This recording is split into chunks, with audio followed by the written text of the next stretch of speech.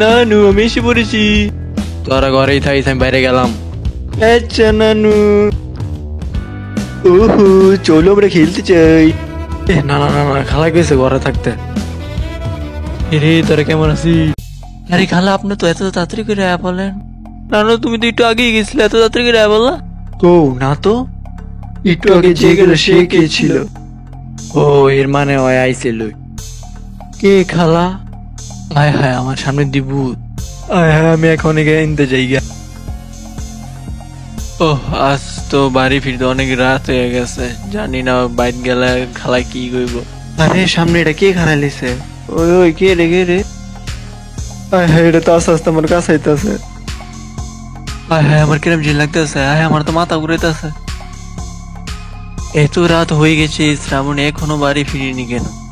ওহো আমার খুব ভয় করতেছে, ওকে মনে ভূত তুলে নিয়ে গিয়েছে।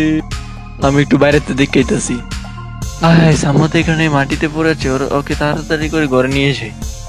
শোন তোদেরকে একটা কথা বলছি, গ্রামে একটা ভূত আছে বুঝছস? সে ভূতটা যে কোনো মানুষের রূপ ধারণ করতে পারে। রূপ কি নানু? রূপ হচ্ছে নানু যে কোনো মানুষের মতন হয়ে যেতে পারে, বুঝছো? যে কেউ মতো। ও আমি ভূত, আমি সবাইকে মেরে ফেলবো। ওহো সাম্বার কি হলো? খালা তাড়াতাড়ি কিছু একটা করেন। তারা থাম, আমি কিছু একটা করতেছি।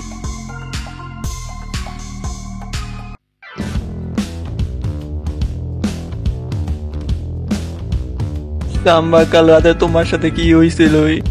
আর তুমি কালকা রাইতে অজ্ঞান হয়ে মাটিতে পড়ে আছিলে, তোমার সাথে কি হয়েছিল কালকা? যখন আমি বাসায় আইতাছিলাম তখন আমাকে দুয়ার মুড়ির সামনে দেখি কে জানি দাঁড়াই লইছে, পুরা পুরা আমার মতন দেখতে। তারপর সেটা হঠাৎ করে আমার উপরে বললো, এরপরে আমার আর কিছু মনে নেই। দুম।